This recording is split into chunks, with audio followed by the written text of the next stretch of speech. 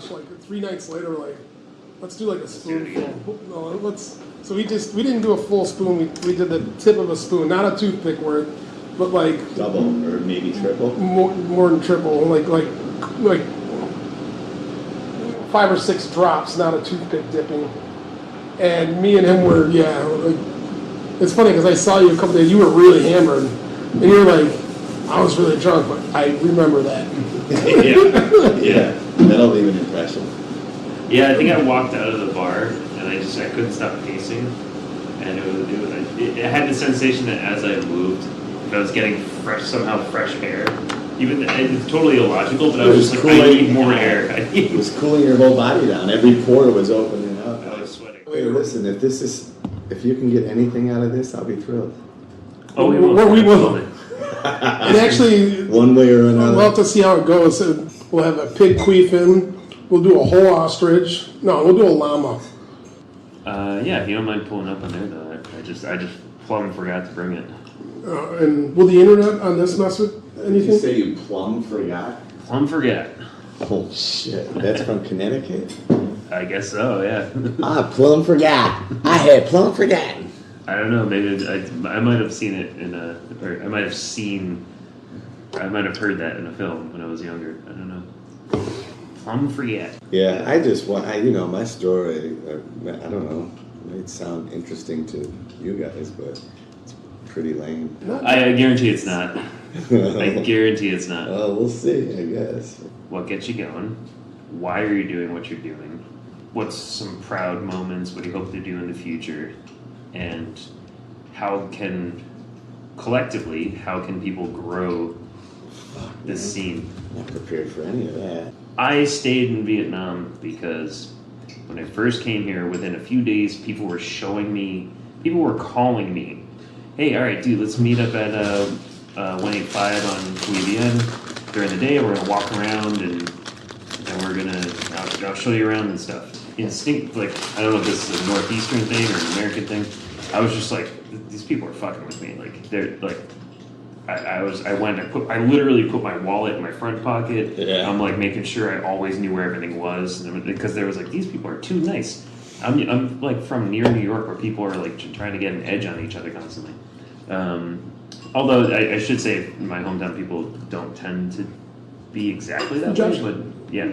All right, we're going to start recording in a second. So. Oh, we've been recording. Oh, we are. Yeah. I didn't know. We'll edit on the fly. Yeah. Okay. No, I mean, some of that's part of the easygoing aspect of it. That I actually, I'm not good at video. You're done, dude. You know what? Hey, can I get a tequila on the way out? We've got 18 minutes. Okay, so this was the beef jerky outlet. I told you about the beef jerky store. Yeah, on the chain. Yeah, in Fox Lake. But dude, I love their slogan, PETA. People eating tasty animals. You can have that. I brought a bunch of them back. Perfect. Thank you.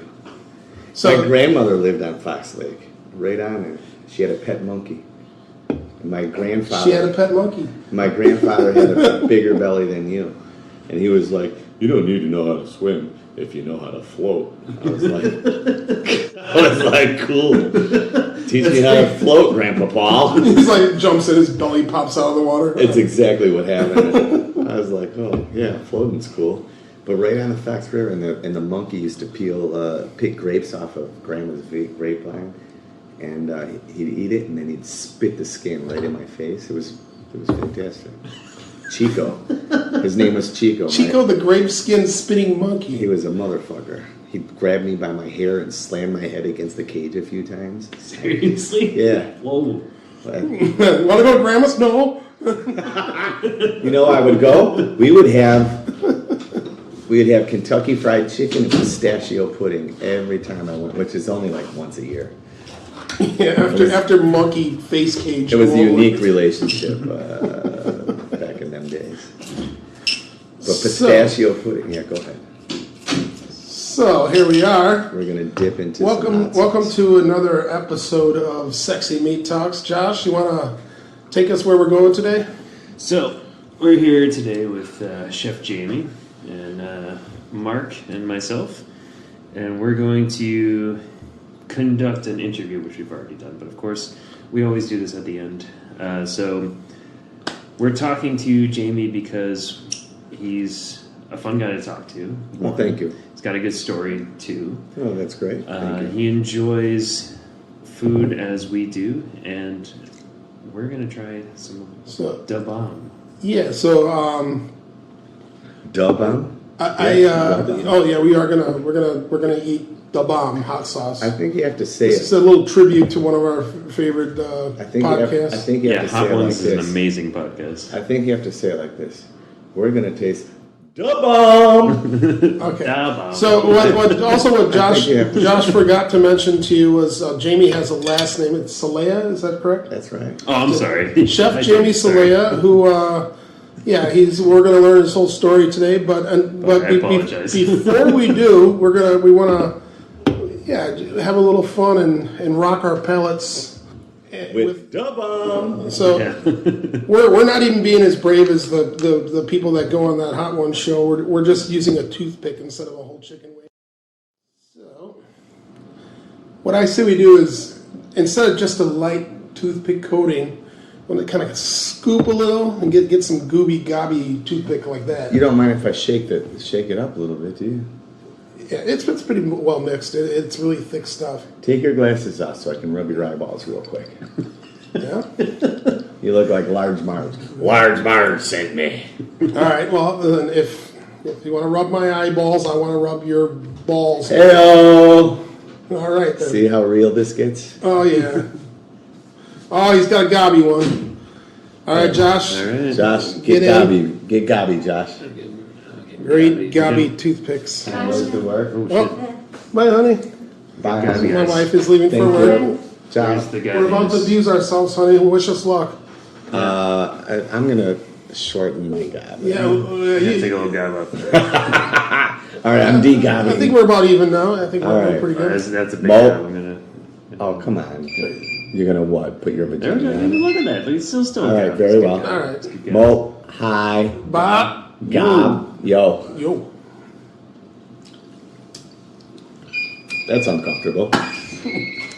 Whew. Also, Yes. we are under beer at this point. We probably should have thought about that first. It's obnoxious. What, the doorbell or the hot sauce?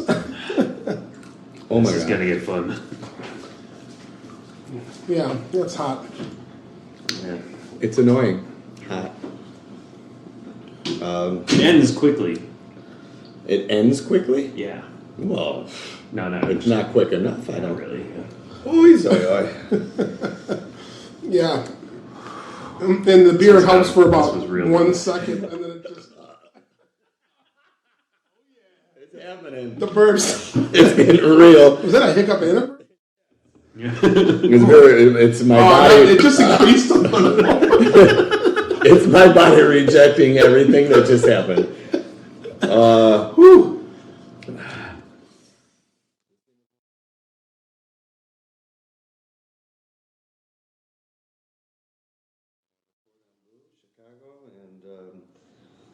And paid for it all by myself. Is the only That's cool.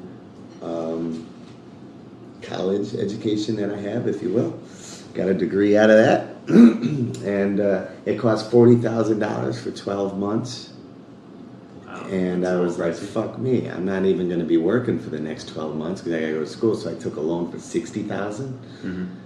And prior to that, I had a house, I had a nice brand new Subaru, had a summer home, had a fishing boat, and everything was cool. But then I got laid off from that job, and I was like, what am I going to do? And I was well, the last job I remember enjoying was cooking. And I cooked at Baker Square. You know that? Yeah, Baker Square. They have them up there by you? Yeah, they used to be called something before that. Yeah. Something pies. Poppin' Fresh. Poppin' Fresh. Was yeah. it Poppin' Fresh? I think so. I think so, yeah. Yeah, Baker Square. They always had like 20 signature pies or something. Yeah, like 20 signature Is that like a pies. franchise? You get the clam chowder and the sourdough bowl and a nice, you go for a soup and a salad. It was perfect, man. I loved it. That's not very unsimilar to how my start was 15 years old working in a pizza kitchen. And Yeah, like well, by I the did time Little Caesars after this. And then I did Brown's Chicken. And that was cool. I used to fucking batter up my hands and dip them in the fryer and go, hey guys, look at me. I'm dipping my hands in the fryer. Probably done the same thing. I never looked at anyone's hand. Well, Now that's a whole new meaning of sexy meat. deep fried finger. So how long can you put your hands in the fryer for? Because Fuck, I think like seconds. 30, at least 30 of them. Though. You have a coating of like egg and Like bread. you're double battered. Yeah, I know, but how hot is the oil in the fryer? Isn't it like crazy hot? 370 degrees approximately. I would be terrified to do that. Well, you would, but what happens is it's dinner time, and you're breading your chicken, and then you're putting it in the fryer, and you're like, oh, they're sticking together, and eventually you start your hand goes in there. Why? Because you got shit to do. You gotta work it out, and then you realize it doesn't hurt, and you're like, why doesn't it hurt? Oh, because I have breaded hands. And then crazy. I would never guess. Yeah, well, Would never have thought that. Eventually, the truth is, I mean, everybody has one little bite. I think I had a bite of. Why not? Not my finger, but the breading upon it. Okay. No judgment. I mean, yeah, there was Brown's Chicken. Remember the Brown's Chicken massacre? Yep. Palatine. Yeah. So wait, say that again. What was it? The Brown's Chicken Massacre. So yeah, and it was really screwed up. It was a terrible like mass shooting, like way before that was an in thing. First, bro. Yeah, it wasn't an in thing. It wasn't a popularity contest at the time. It was a serious like holy shit. When do you remember around what year this was? Or? It's like authorities arrived and they missed the whole crime. Like, what was it? 97? Yeah, it was way back, and they came into a Brown's Chicken with every employee and even a few customers. Basically, they overtook the place. They rounded everyone up. They assassinated everyone, left them for dead, and it was completely unsolved and unfigured out for more than 10 years. And then finally, some crazy lead happened, and they got to the bottom of it. So I happen to be relatively close and friendly with Fred Brown, the owner of the business, who I was working in a store in Oak Lawn, and he had only lived just a short distance away. So he was the one that started the whole chain? I think it was his father. It was his father. I mean, it was I think Brown's Chicken is a Midwest only thing. But I've never heard of it. In Chicago, you think of it like you think of KFC though. They're on every corner. They're the biggest competitor. They were huge in Chicago. So it must have been his father, and then Fred himself. He was in the Vietnam War, the American War, if you will. And he came back, and he was affected. The war had taken its toll on him. He became an author. He became an athlete, and he was just trying to. He was trying to reach the stars with every single thing he did, with every breath he'd take. But Brown's Chicken was, I don't know how much he enjoyed it. But he took pride over it. Definitely was successful because it was my favorite. It was my favorite before Popeyes, before KFC, JJ Fish. Do you know JJ Fish? Yep. There's only about 6 of those locations. Yeah, little shacks, most of them on the Dan Ryan. Yeah. So, anyways, JJ Fish. JJ Fish was the shit. But there was that was more soul food chicken than it was just fried chicken. Or JJ Fish was. Maybe there's another one that was chicken. Church's got kind of big. Yeah. Church's Chicken we had. Here they have Texas Chicken. It's Popeyes, right?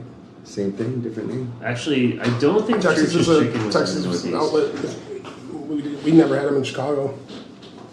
I never heard of them before here, actually. Which one's that? Texas Chicken, that's in Vietnam. Yeah, Texas Chicken was unaware of until coming here. So, so the corporate life and working with the Hyatt hotels, that's what eventually brought you out of the country. It brought you to Vietnam. Yeah, that's right. So I went to culinary school with this dude, with many people, in fact. But I had befriended this But one guy. specifically, there was this dude. There was this one really handsome guy with a huge package, He was really tall. He had beautiful eyes. Anyways,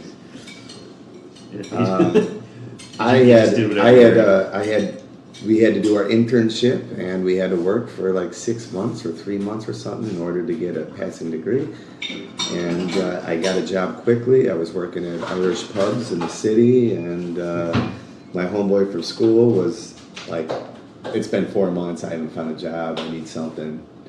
And I was like, "I'll put you on my roster." So I put him on, and then after like 4 months, he was like, "This place sucks. You're ridiculous. I'm going to Hyatt Hotel. I'm going to work at Noni Restaurant," which eventually got a star. And I was like, "Well, take me with you, bro." And so I hooked him up to get him going, and then he took care of me and got me into the hotel. I don't know how, anyways, corporate, because that was a difficult environment for sure. Sure. And then it was probably the holy shit moment where you said, "What do you mean that's all I make?" You know, after all that school and the hard work. Yeah, man. So when I had a little Indiana, I had on Lake Webster, I had a little camper with an addition, a nice fire pit, a nice shed, and I'd drive my brand new Subaru out there, and I had a home in Tinley. I was living a so I lived Humble Park and Wicker Park. I had a couple apartments in that. And then I was working corporate, and then corporate, I said, "I hate corporate, I'll never do it again." And I went and signed up at Hyatt Hotels. I did 15 years with them almost.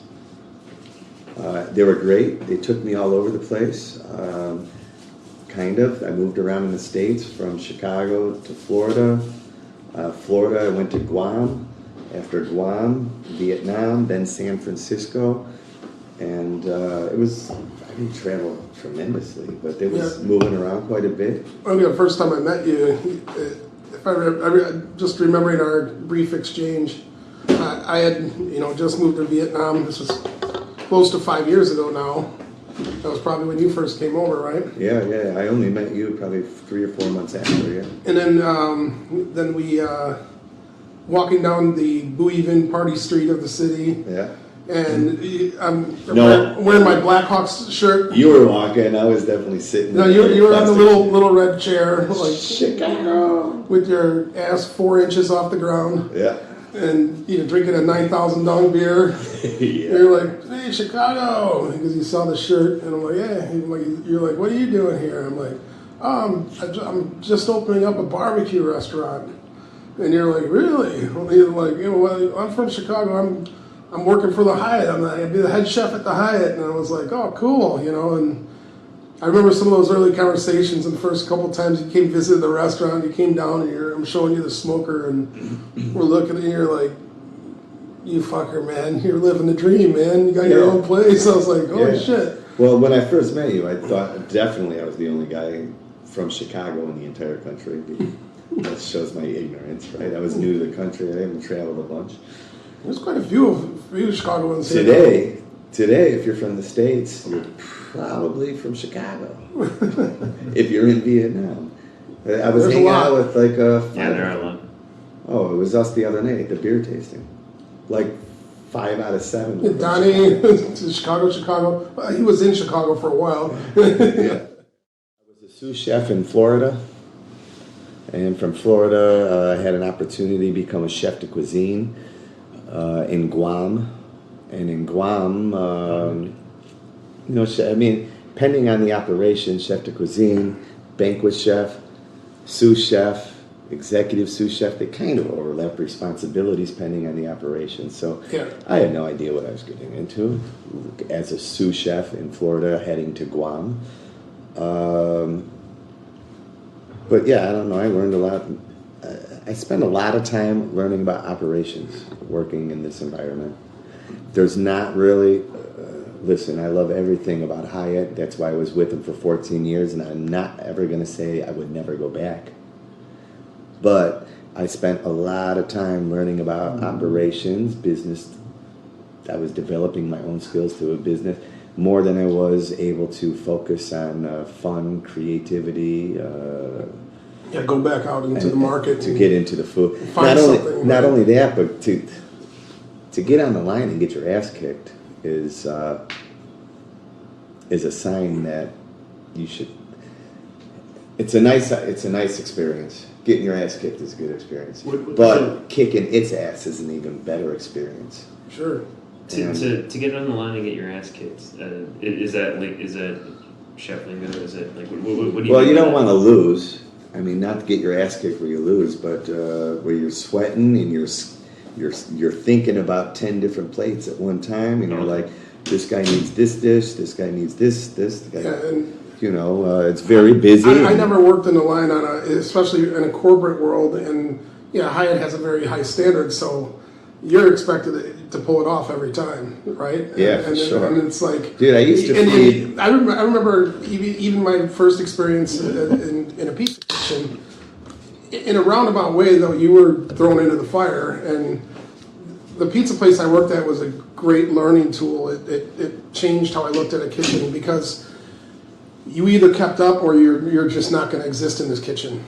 Just get out, you'll get bounced out, and that's what he means by surviving the line. You pull it off every night, and then probably the next day, maybe it takes a mountain of blow or something to get you back in there to do it one more time, and you do it, and you pull it off, and you don't let it kick your ass. And And it literally the can be reward, that intense. the reward of a is life changing. Yeah, it's so a battle intense, every it's day. it's so emotional. It's so passionate. It's so. Fuck, man! If you win, then when you can measure yourself and go, oh yeah. When you're going to the gym and you lose 10 kilo, and then you're like, oh, I lost 10 kilo. That's a good mark. Now I'm excited. I do it again. And then you're like, oh man, my six packs start to show up, and you're like, cool. It's all panning out. It's the same with cooking.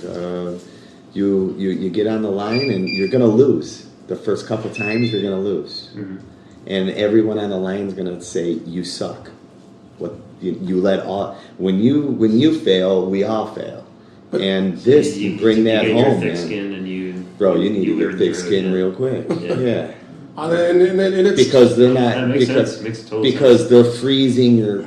Well, this is what I went through. Things have changed a little bit, but they froze my knives. I have to come in. I got 4 hours to do all my prep, but now it's going to take 45 minutes to fucking run my knives under hot water to get them out of the ice bucket. They froze overnight because they want me out. and then they'll also. Shit. Oh yeah. I mean, I've heard multiple shit. stories, or Wow. you're told The guy next to you has a fake sneeze, and achoo, and he goes like this, and then all of your vegetables and the cutting board end up in the garbage can, and you're like, oh, fucking hip hooray. Wow. Well, That's it goes hardcore beyond that. schooling. I mean, I'm sure you had this one. It's Jesus. and then when you are just barely surviving and keeping up, that's when they're going to hit you the hardest. And it's going to be like, hand me that right fucking now, and you're grabbing something that's going to burn your hand. And they'll say, what are you, stupid? Don't ever do that again, right? Oh, shame on me. Yeah, And it's they set you up for it. They knew you were going to burn your hand if you touched it. Like when one of the first, I never fell for it, but several had. They're like, hey, go downstairs and get the rice peeler. And they're like, oh, I have a lot to do. And they're like, yeah, go get the rice peeler downstairs in the banquet kitchen. What is a rice peeler? There's no such thing. Okay. I've never heard of that. So the cook will go down 8 floors into the banquet kitchen in the basement, and he goes, I need the a chef, fucking rice he goes, I need the right rice away." peeler, and the chef goes, he just laughs at him. It's funny because Another one. I grew up in the pizza kitchens, and lucky for me, I didn't realize at the time, Bill's Pizza, since 1957, it's in little old Mundelein, Illinois. It's as busy as any pizza place in the entire city of Chicago. They were insanely busy. When I first started working there, I mean, just like you're doughboy. I'm dropping You're like, I dough know. into a dough sheeter as fast as you humanly can. There's a second guy cutting and trimming the dough and handing it to the person putting the sauce on. So what are you doing? Just measuring ounces and throwing it in the sheeter? No, they already have them portioned for you. You're So just what do you do? You're just go. you're slamming it? No, they had a really, really dense, low moisture dough that you couldn't toss by hand. It had to be sheeted, and you would have to pass it through the sheeters 4 or 5 times to get it to the thickness they wanted. And it was it was great though because my introduction to the kitchen was exactly this. I became the best dough roller they ever had. They're like, okay, I couldn't get Big off. statements. I wanted off the I wanted off the dough table bad, but dough slinger. you're the only guy who can do. It's a 2-man station when everyone else does it. It's a 1-man station. There's when I 4 do it. guys right now who are just like, fuck, Mark's right. So then, like, God damn yeah, it. why don't we take 5? Go. Finish your story though. It's a great one. So then I moved down to the pizza table and putting raw sausage. You know, if you've done it, it's sticking to your hand, but pretty soon you learn to do it like dealing cards, Yeah. and fly, and then See, I went through that kitchen like a breeze. I owned everything, and no one fucked with me because I could do it fast. I could Like do, you I just could said, you learn to do it, you can do it on the fly. It sticks to your hand, but eventually you pick up a technique, right? do finger in the sauce. So, and, so that's one of my, I never did anything long enough to say I'm the master. You move around a lot, you change cuisines a lot, you're constantly developing your career, and but you never say, I did fried chicken, but that was 2 years of frying chicken. I should be a master chicken fryer, huh? But you never, it's gone from one station to the next, one restaurant to the next, one hotel to the next, one city to the next, one country to the next, and constant development. But that's why I'm stoked to be where I am now. There's somebody in the toilet screaming my name. I'm gonna go check on them. It's like, I remember when I almost went into drafting, architectural drafting as a job. I took 3 years of it in high school. And like it's something like every 12 feet, or I guess every 3 meters, or 4 meters, there's supposed to be like an outlet. And then in Vietnam, you'll have like 3 within a meter, and then nothing in the whole rest of the room. Like there's so many bathrooms in this country where there's no outlets in the bathroom, so like you can't use a shaver if your shaver runs on that way, or like we're talking like outlet placement. Like, why is that outlet there? What the fuck is that outlet For the doing right there? refrigerator. Yeah, but the counter is right here. Well, why wouldn't the refrigerator outlet be on the bottom below, behind the refrigerator? It makes some fucking sense. Yeah, it's pretty true. Yeah, they're getting better though. I mean, no doubt. I better. do enjoy Vietnam so much, but god damn it, the choices sometimes. I wonder if they thought like I wonder if they if they're thinking the switches are that there's no nice. thinking. Yeah, okay. You're right. I'm applying logic. You're right. But they're making a inspired mistake. by the Europeans, right? They follow the Europeans, or European that what outlets as random as I don't these? know. I've never been to Europe, so The only thing they follow about European is they're always peeing on the side of the road. That's it. European, man. Was there something like in childhood or like a passion for cooking that like, was there a reason why you loved making the chicken or is it just a love for food? Well, no, it was kind of a survival tactic, I guess, is how I got there. My folks had been separated. My mom had been working 3 jobs. There was nobody there to cook. And the truth of the matter is, there wasn't enough money to just bring food home and order food or any of that. So it was kind of just pillaging through the cupboards. And there was a can of tuna and fucking pretzels and hopefully mayonnaise, but perhaps mustard had to do it this time. tuna pretzel salad. Yeah, hopefully on white bread. Maybe ask the neighbor for a slice of white bread. What's the funniest thing you made at that age? 'Cause I have a story to I don't know. Well, it was always just pillaging cupboards, though. That's what I.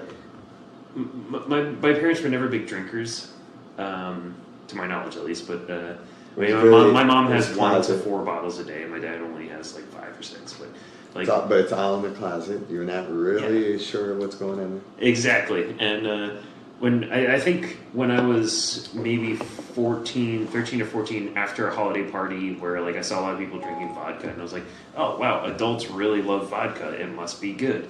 I really love ice cream. It is good. And I tried to mix both, and which was disgusting. Vodka ice cream. Yeah, Nice. it's vice cream. Is what it should be called. And so This motherfucker. it's Ice cream. Huh? I took like a big gulp and like my parents in their kitchen. My parents had a here was the sink, here was the drying rack. Above that was a cabinet, and the refrigerator was right here.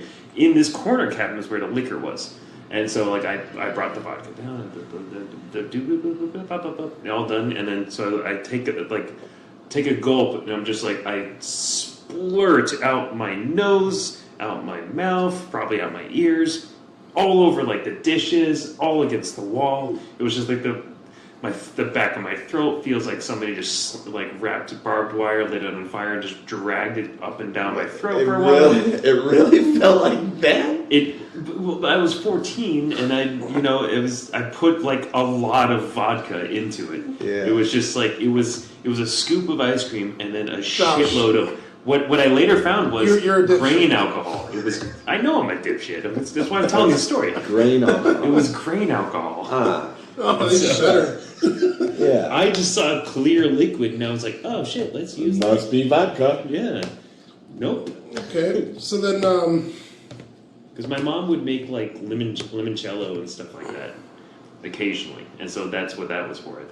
I never told them that. I would assume. If and when they listen to this is going to be the first time they've heard that story. I'm pretty sure, unless I got drunk or stoned or both, and told them this earlier, which I had done before for other things, but I don't think they know this story. So I was, all right. So I left Hyatt to come back to Vietnam because Vietnam is fucking awesome. I know the story, but I want you to tell for our listeners to enjoy. All right, for the listeners. I was in San Francisco about 14 years with the Hyatt, and I was like, this is great. The truth of the matter is, for one reason or another, my heart had never been satiated. I had many wonderful things in my life, and many of them through Hyatt, but my heart had never been satiated. I said, so I need to explore doing something different. And so I had decided to leave Hyatt and go work at a resort in Nha Trang, Vietnam. It was a nice opportunity. I had some connections over there. I went there, and it did not work out.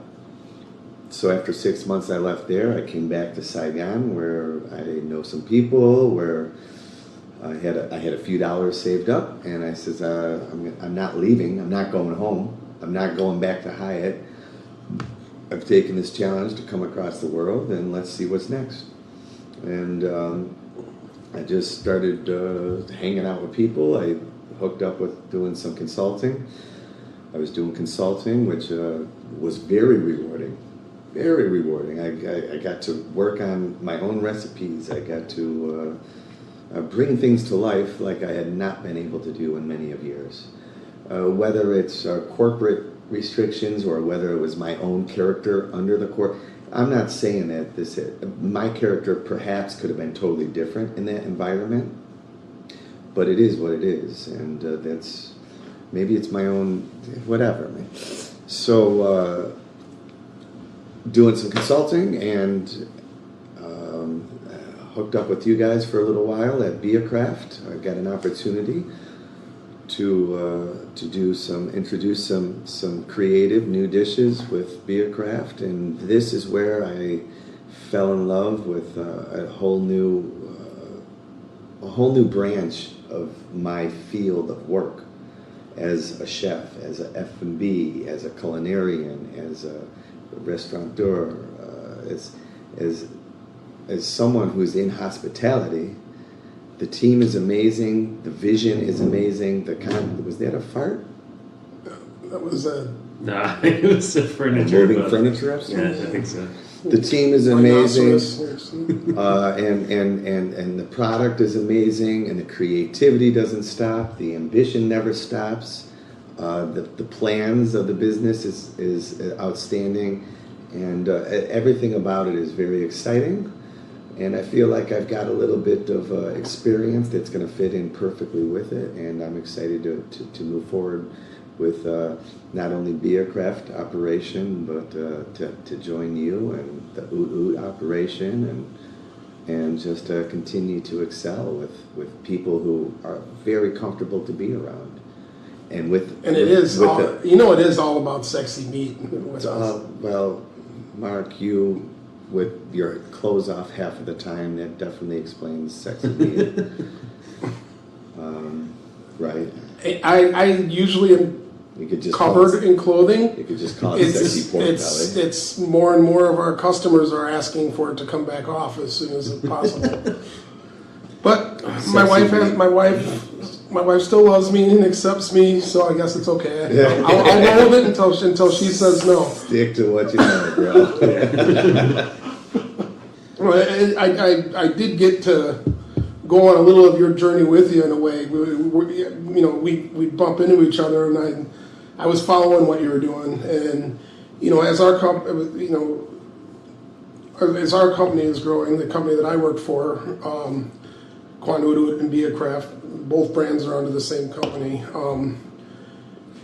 I started to, we always, my partner Tim and I, just a passion for reinventing ourselves, being innovative, and when we put our first barbecue menu out, everyone was like, "Wow, we love it," and then we're like, "Okay, what do we do next?" And it's not necessarily trying to outdo yourself; it's just getting better. You guys do it. You guys do it because it's fun and it's a passion. But isn't that rewarding? And the truth is, yes, still for yourself. Yes, of course, it's a job, right? It's definitely a job, but you definitely enjoy and embrace it. It's fun, it's rewarding, and your job is fun and rewarding. So, amen. Sure. Sometimes the less fun it is, the more reward. Don't get me wrong. Like if you really get your ass kicked, at the end of the night, you feel like a superhero because you're walking out of there. You just did 120 covers. One of them was Oprah. One of them was Robert Redford. One of them was Britney Spears. And they're like, fuck you. And you're like, well, I only work Salad Station, but I pulled it off, dude. But I fucking survived. And Do you have is there a story that pops up? Was there one hellish night? Yeah, I've got two of them. Okay. I got two of them. So one night, let's call it a Friday, was super difficult, and I survived. And the guys who fuck with me the most, they're like, "Good job, pops," because they were like 25-year-old kids. I was like 35. I went in. I started late. So anyways, they were like, "Good job, let's go out and party." I was like, "Cool." So we went out, and we were looking to, we were looking to score a bag, actually. Sure. And as one does. And so we went to this proper neighborhood to get a score, and I picked it up. I got it, jumped in the car, and then I realized it was nothing. I got out. I punched the high beam of the bridge. I broke my hand. And for 3 weeks, I worked with a broken hand. And finally, I said, "Chef, it's not getting any better." He goes, "Okay, you better go get it checked out." Because I wanted to work right through it. Yeah. And then I went to the hospital. They had to re-break it. Then they had to cast it up. And then I was in 3 months in a fucking cast. And I had to work with one hand. Man, you should have seen me. It was retarded. Oh, God, but you must become a superhero after that. Well, so that's what they said. They called me, how do you say it? The horse whisperer, right? So they were making jokes about me, like being a racehorse, and he's coming around the corner. He's coming around the corner. He's only got 3 legs, but he's coming around the corner. And they're constantly cracking jokes. And then one night, Robert Redford showed up in the restaurant. And they were like, "Dude, the real horse whisperer is here. You can go meet the real horse whisperer." Because they called me, what did they call me? The dark horse or something? I don't forget. But I was the gimp, man. But Yeah. I did it for 3 months. Yeah, I need a little extra support, but I pulled it off. That's awesome. Yeah, well, that was pretty cool. And then there was another time where, well, there was two more times. There was another time where I was on a line and I ran out of mise en place. And I don't know. I honestly, I think Oprah just, or Grant Sanchez just sat down. It was a big night. And I'm like, fuck, I'm out of duck confit for this salad. And they're like, oh, there's no more in the cooler? I was like, no, there's no more. Chef, there's no more. He goes, are you sure there's no more? I said, I'm positive there's no more. And he went back there, and of course he found it. There was more. And so he put this little bag of duck confit on a big ass silver platter like this. And he said, here, pass this down the line to Jamie. And so every single chef had to stop what they were doing in the middle of a mad service to grab the big silver platter to give it to me. And it was this little bag of duck confit. And I was like, man, that's so evil. Yeah. Evil shit. That's harsh. That's real fucking harsh. That was evil. There, oh, there it is. Oh, shit. High five. Where'd you go? what if we held What if hands? you guys high five? Also, it gets real awkward. Would we look at each other in the eyes and Oh, be he's like, right there. He's right there, guys. That little cunt, right? He's right up there. We're a little easily sidetracked, huh? Well, you know. all right, so, Three dudes with there was shirt. another story. I asked the guy next There to we me. go. I was like, dude, I'm Gorgeous. gonna go puke real quick. I got that in high def, by the way. Never mind that story. Sorry, no, sorry. No, never mind. I was gonna talk about that. Okay, so Oh, no, we go to this. Make sure you cut that. How, so, sickest you guys, well, we gotta talk sexy meat stories.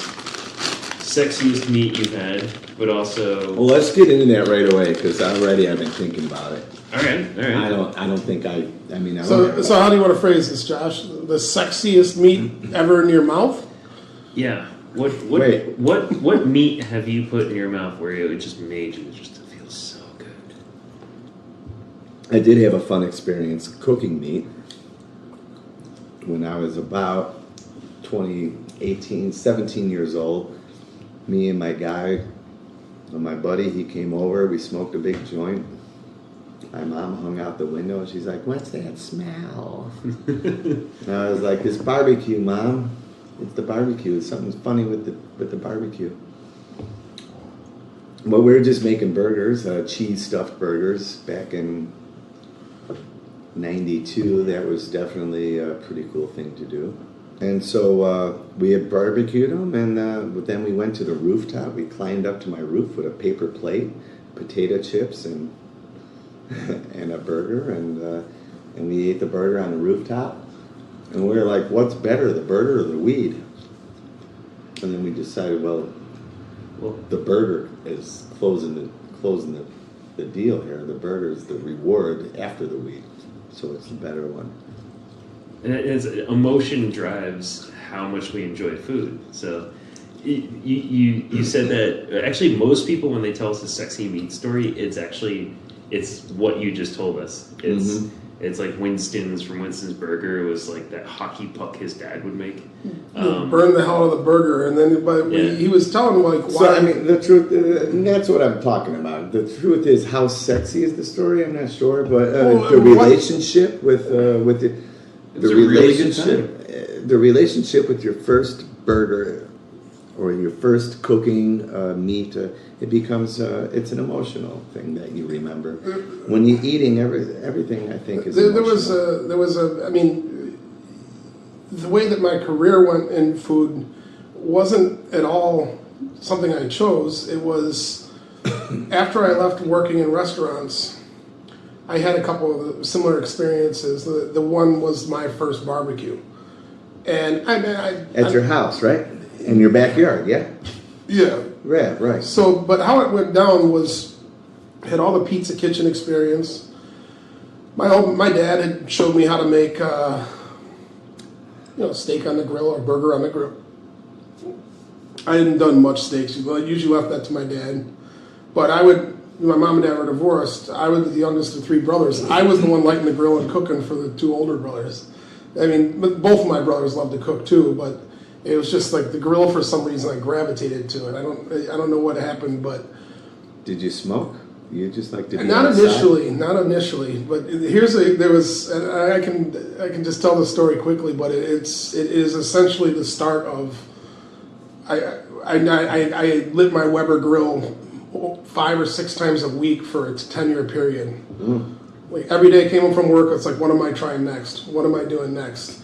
And what happened was I was working at Orlando's Pizza. This is like 4 or 5 years into my pizza career. I dropped out of high school, started working full time. You dropped out of high school and started doing Yeah, pizza I only made it halfway through my sophomore year, and just said, shit. My mom actually, and she's like, I'm not paying for you to do no. She just said, are you just gonna, if you're not gonna go into school, I'm not calling in sick for you anymore. I was going like when I felt like it. I was just my brain was somewhere else. I was uninterested, and she's like, go get a job, drop out of high school. She's like, you're just wasting your time. You're never going to finish any of your classes. She just called me out, and I'm like, so I did. And by the time I was 18, I had my own apartment, and I was manager of Orlando's Pizza, and I was working there. They had ribs on the menu. Their technique was to brown them in the oven with garlic, salt, pepper, onion powder, just basically a barbecue rub. But they didn't have a smoker or a grill. Their next technique was to put them all in a pan with a steamer riser and cover it in foil and plastic cooking film and really seal all the steam in and steam them until they were just melt in your mouth. Very, very Chicago. Same ones they serve at Gale Street Inn, pretty much. Yeah. And I learned how to make those ribs. And then their sauce was like they bought open pit by the gallon, and then they added brown sugar, crushed red flake, and they doctored up their own sauce. Open pit's a nice base. They had a 5-gallon bucket of their, upgraded sauce. And I was following someone else's recipe. I had no, Right. This was my introduction to barbecue, though. You dunk the whole half a rack of pre-prepared rib. It's already melting your mouth, tender, come off the bone clean, type cook, like done. Completely submerged in sauce, put on a tray in the oven, and baked until the sauce got sticky, and then served with sides. It was a delicious rack of ribs. I have a question. Sometimes the sauce is glossy, sometimes it's matte finish. Yeah. It's a temperature situation, yeah? Temperature also can be very much using charcoal instead of an oven, because the matte finish will happen from fine powders so of if it's ash. always done in the oven. Because what I think I found is if you explode that rib and you put that really high temperature, you get a gloss finish. But anything too slow, too low. Yeah, and that probably has to do with sugars caramelizing and it getting sticky and shiny. But so back to what happened next and how I went from Pizza Kitchen, this little bit of knowledge of ribs. My buddy Gary, who I barbecued with for years, and after this, it was me and Gary's, we called it the Immaculate Barbecue. And what happened was Gary came up and he's like, hey, what are you doing later tonight? I'm like, oh, I actually get off too late to do anything, but tomorrow I only work till 5. I'm just coming and doing all the prep, and then I'm fucking off, and I'm off. He's like, well, come over to my house. I got some porterhouses. I'm like, yeah? He's like, yeah. He goes, can you show me how you do the ribs here? So my buddy Gary's like, I'm like, yeah. He's like, I want the same barbecue sauce. I'm like, that's no problem. I can show you how to do it. But we were going to do the whole technique, but all we were cooking on was a Weber grill. So I just adapted the recipe in my head to a method on the grill. Like, I'll brown it. That'll be the browning part. But then they steam it, so I'll just wrap it in foil. And then after we're done, we'll completely brush it in the sauce, and we'll just make it sticky over the flame.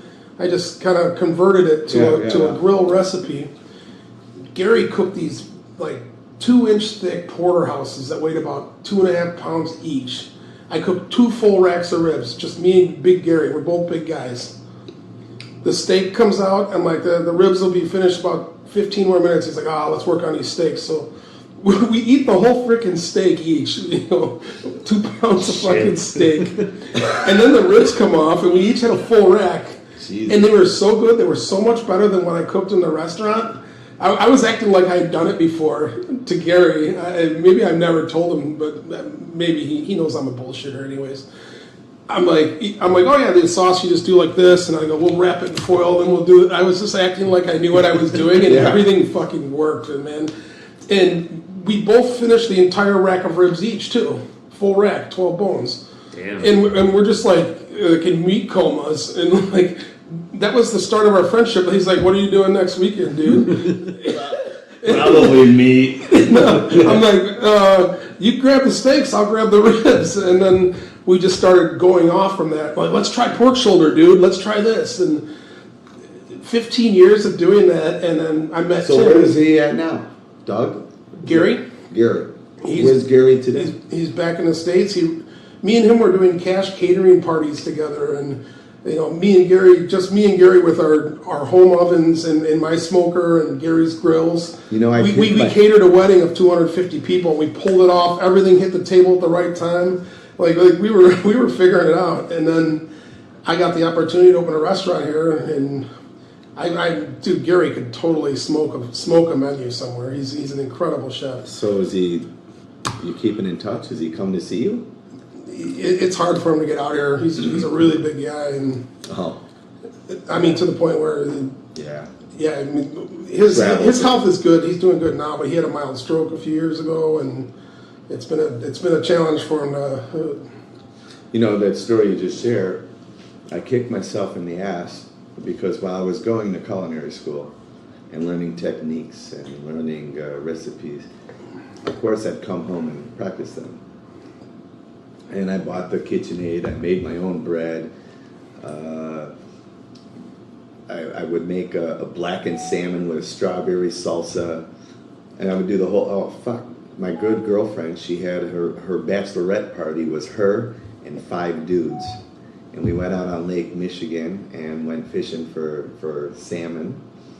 And we tied into a bunch of them, brought them all back to my house, cleaned them up, and then cooked them all up. We did blackened salmon, strawberry salsa. This is back in, I don't know, 99 or something.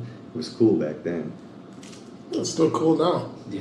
Yeah. Blackened's definitely cool. That'll never go away. But I don't know if I can put a strawberry salsa on anything right now. But I would invite my friends over. Fucking strawberries. All right, go on. Listen, they're a very dirty, Hate very them fucking dirty strawberries, man. And I do. First of all, the soil's not appropriate. They don't grow tasty. They're not nice. Here, the lot strawberry, generally, as far as I'm concerned, a failure. And then, on top of it, they're mass producing. They're putting so much chemical on there for production purposes, for financial purposes. And you cannot clean this chemical. As soon as you wash a strawberry, it shits the bed. So you cannot wash a strawberry. Basically, every single strawberry in Vietnam, as far as I'm concerned, is a dirty strawberry. I hate Get you them. goddamn dirty strawberry out of On here. my face. I do agree with that because there's strawberries in the Northeast where I'm from. I grew up around strawberry farms. So Used to pick them wild around Chicago. it's and I knew that they grew by the railroad tracks here every they're year. very different. I've never bought them. Railroad I've tracks never seen wild strawberries. I've seen wild raspberries. I've seen wild berries, but never wild strawberries. So Yeah, I've not either. my cousin's house in Lake Bluff, Illinois. Oh, they're tinier, little tiny bastards. No, they're just Dude, that's a pull cap? It's a pull cap? Yeah. Get the truck out of here. There's a reason they stopped doing this back in yeah, because 79. everyone used to drop it inside the can and choke on it. No, because they put it on the beach and you slice your foot open. But there was also like 22 people a year die from consuming their own because it was a habit. So why are we doing it again? Any idea? They're just still doing it in the Philippines. They like walking. I around. had ample San Miguel without this pull. Anyway, that's fun. That's cool. Here's to that. Cheers. Cheers. What about, I think it's... So I was trying. Let me back this up real. So I was trying to say I want to kick myself in the ass because I was going to culinary school. I was learning recipes. I was learning techniques. I got a bunch of friends coming over, and then I had so much food. My friends were like, "Hey, I'm going to bring a friend," and I was like, "Make sure she's hot, no problem." And they would bring friends over. Next thing you know, I got about 20 people in my house. Oh, shit. And I was like, "Fuck, man, this is awesome." I had a back deck. With like a gazebo, how do you call it? A screen room or something? Veranda. A veranda, I guess. So it was screened in on the outside. Terrace. Had a fire pit, so it was quite nice. It was all ghetto style. I was only 28. I was only 30. I don't know if that has anything to do with anything. But I was like, man, I want to sell tickets. And I was like, I want to turn my house into a restaurant. And I was like, oh, this is not a business development. I don't have a license. And I was like, I could never do it. But what are pop-ups today out of people's houses? What are they doing today? That's what everyone is doing. So, man, I was on the cusp. I was there. I had the same drive, the same passion, the same ideas, but I didn't have the follow-through that these guys did, which is what created chef pop-ups in our house. I wanted to run a restaurant out of my house. Of course I couldn't do that. I'm going to hire a team to sleep in my house, and of course not. But I can do 1 or 2 nights a week. You can run a meal service, a dinner service, and I wish I would have done it. That's my biggest regret ever, not following through on that. There it is. That's not a bad Chef regret. Jamie, the first pop-up chef in Vietnam, drives to your house, cooks you a gourmet dinner, and he has some guy clean it up and do all the dishes for you and leave. Some people do food trucks. Just do a food tuk-tuk. You know, just... Food tuk-tuk, yeah. Why not? Just call it the Phuc Tuk. The food tuk, yeah. Oh, it gets hotter. Yeah, it's in your ears now, right? As soon as it hits your ears, that's the bad part. Do you need another beer? You're good. So those people on Hot Ones are not acting at all. No, they're not. No. Listen, the truth is... Why did we gob it up? This is super unrecommendable. Yeah. Fucking Christ. Yeah.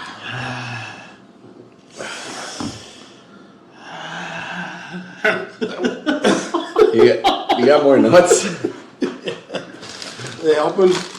There's a fat coat in there that I'd like to assume it's helping. Probably.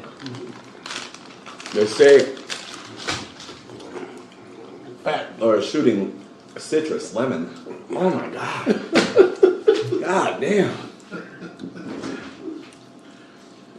I mean, for shits and wiggles, I'll Does try. citrus I don't really believe help? it helps. I don't. What I've never. about I've never heard that. what about a milder hot sauce follow-up? What about chocolate? You got some maroon? Oh, Maru will do. Candy? Sugar? For those of you who don't know, Yeah. Wow, you can find these here? No, you brought this home. no, we're here. For those of you that don't know Maru chocolate, it definitely has to be an upcoming podcast with them. They're incredible chocolate That'd be makers. fantastic. Yeah. Thank you so much. Why'd you give him more than me? And more here. What did I do wrong? What did I do wrong, boss? Holy fuck. You said yes. I'm glad I took a little tit off of that chunk. Oh, the chocolate does soothe. And then it's gone. And then they're like, hey, was there chili in that chocolate? Well, I do have some chili chocolate if you want. Jamie, have you tried the Maru habanero truffles? Yeah. Yeah. I won and I lost. Ah, okay. Winning was easily a better experience. Mm-hmm. Winning amongst losers is possibly the best experience ever. Because you know the pain. Yeah. And you can point your finger and you can wink at them and go, I know, motherfucker. But you're not feeling it right now. Yeah. And then you hear them. They walk around in circles. They're like, oh, they grab the bottom of the chair when they're sitting. Then they get up and they walk in a circle. And then they sit down and they drink water. They drink beer. They drink Sprite. And this with the truffles? Yeah. I didn't think they were that hot. They're hot. But... We bumped them up though. We had them Oh yeah, pretty tame for a while. Okay. They're hot. They were. Because I thought the one When I I had was ate it kind of too. tame. You ate it a couple years 2.5 ago when you years first put it ago. out. That was straight ghost chili. That was real deal, huh? Right? Yeah. It always has been real deal. We've had varying degrees of heat only because, like, people went to the hospital because they thought they were dying, but Right. it was just they're not Well, it used to puts that. you in- Did that really happen? Yes. We had complaints. Dude, it will put you in That's a awesome. This ghost chili truffle will put you in a fever in a matter of No, I've had it. a minute and a half. Well, I mean, either you're Superman or you had a. No, I had it with Mark. But Mark, were those not the ghost chili ones? The truffle. They were, but like Those I were said, done down. you may have had it at a point where we pulled it back a little. Okay. Are you gonna eat a slice of cheese to help? No, I was going to ask if anybody wants a really bad Laughing Cow slice of pasteurized, fake processed cheese. I gotta tell you, like some people enjoy Kraft. This is not good cheese. I enjoy the Laughing Cow. I've never had a slice. The slice is terrible compared to the Laughing Cow. The Laughing Cow is usually that wax. It's a little circular thing. triangle. Yeah, the triangle stuff is like spreadable. It's a round. This stuff, like maybe it's the plastic wrap or something. It tastes funky. See if I can taste anything. Feels good. Feels. So yeah, you can take the other 4 slices I have home. You can wipe with it in the morning. Oh, can you imagine if the other paper was Seething. Oh, cheese wipes. Hey, this just, the old Laughing Cow does its job again. That really accommodates a hot palate. It does. Split it in half. You I'm guys- already starting to come You down. want to feel better? It'll do it. I'm kind of enjoying it, but I'm gonna try this Laughing Cow. It's not terrible. Here, put it on this. Here, put a little bit of this on there. Yeah. just a little more da bomb. Dumb mom. All right. Well, that was our most recent interview, and our interview with Chef Jamie Celeya. This is what we got for you guys. Josh, you 60 got minutes. any closing arguments or I questions? have a couple of quick questions I want to ask for plebeians, people who are not chefs. So, while you're dealing with this hot mess of a situation, Yeah. you're You're talking about the chili, right? Yes. Yeah, go ahead. Yeah. you A little mentioned more chocolate. you mentioned that the you're enjoying being more creative currently with in the kitchen. So if you're approaching a new dish, if you have an assignment, or if you want to look at it that way, or like I'm not sure what the correct language would be, but let's say you got to come up with something. How do you get in that headspace? Like, what do you like to do? Do you have a process for that, or do you just improvise as you go? Or? Well, I improvise. It's quite new. It's quite a new opportunity for me to have this kind of freedom and know that nothing at all is a restriction. Mm-hmm. But listen, man. For me, everything's emotion. Sometimes I'm living a healthy lifestyle, and I want to cook I want to lean towards healthy. Mm-hmm. Sometimes there's a trend that I like kombucha. I would really like to do some kombucha. Oh yeah, okay. Yeah, and I think there's a SCOBY pretty close, and I think this is a great opportunity for us to do a whole nother project, but we should. But it's always emotional. So what's new and trending is there's always a trend, and there's always new innovative things happening. Sometimes they're exciting to me. Sometimes they're not. Of course, sous vide was definitely a big trend for a while, and it's a great tool and it's a great technique, and it offers a lot of opportunities. I bought my mother one for Christmas. I thought this would be a great idea. She enjoyed it for about 6 months, but now I think she's too lazy to hook it up. Well, I have some questions on top of that. I am trying to. So my background's in more writing, journalism, that sort of thing. So I'm no chef, for fuck sure, but I'm plumb no chef. Just pull it right back to the beginning of the interview. Again, I don't know where I pulled that word out of plum. Plum. Where does plum come I from? had done plum forgotten. I done plum forgotten. You sound very southern, but I don't know. It must be. I assume I pulled that from a movie, but maybe I don't know. Like my mom or dad may have said that. May have plumbed a lot. They may have plumbed off. Father was not a plumber. Well, no, but he plumbed. If he was a plumber, there probably wouldn't be a Josh. Yeah, that's probably true. There probably would not be a Josh. Oh, that's a different kind of plumber. Oh, The wrong way there. Whoops. okay. But so I have two questions I want to ask you Yep. because as a novice, as a complete novice, I cook every day. Most of my meals I eat. I cook. I eat. When I do that, I experiment constantly, and I try. When I figure out how I do something well, I try to replicate that. And when I fuck something up, I try to remember that so I don't do that again. What do you think about marble-coated frying pans? Because I have a marble-coated frying pan, which is like super slick and fun to cook on, because I don't have to actually use a lot of oil for that. But I've never asked an actual chef, what type of frying pan would you love? Like, do you seek? Is it cast iron, steel?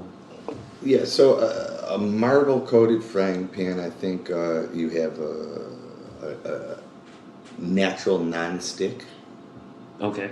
kind of situation, which is very nice. That's what they're selling. I don't know if there is It's a not chemical in there or unsimilar not, to there's enamel and ceramic ones. They do the same thing.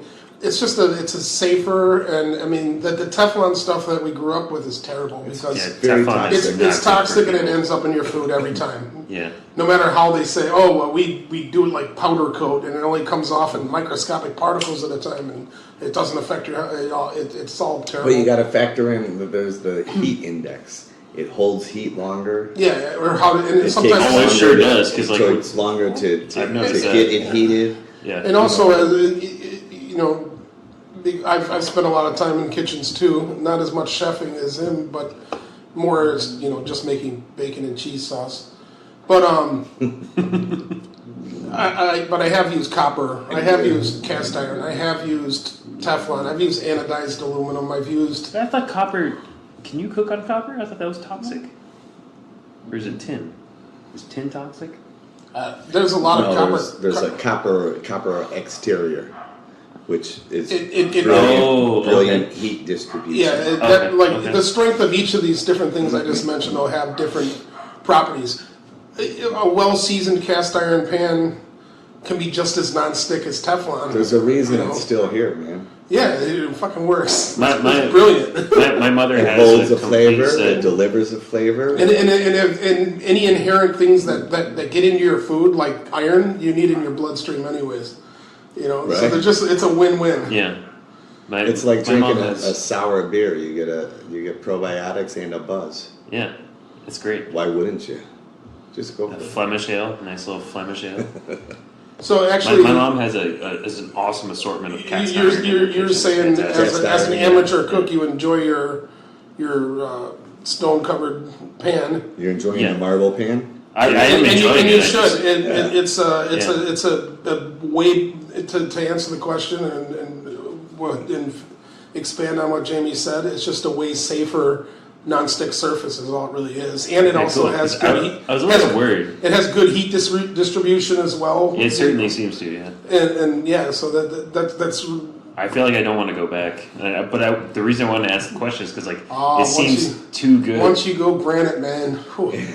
Once you get marble coated, man. Once you go marble, you never. you never go whatever rhymes with marble. That's right. Barble? You never go barble again. But what's Once you go marble, you avoid tarble. Right? How's that? I thought it was avoiding tarble just fine on my own, but that's terrible. That's straight terrible. But because I haven't seen good cast iron out here for sale, so like I defaulted to that. you can find cast iron. I'm sure you can. It's expensive, but it's here. I'm lazy. I'm an adult lazy person. All right. Any final follow up? Anything? How did I do, guys? Did I fail? You're fantastic. There's no passing. Did I win? You fucking pass. won. We did hot sauce. I'm gonna we throw talked all one sorts of last shit stories. one It's out. great. Yeah, throw a good one. Throw the zinger, bro. Throw the zinger. Spitball. The double knuckle spit under cover knuckle chucker. Now you're just making up words. No, I threw that back in the day. Every third inning. Do you have any idea what's going to be next? You know, like.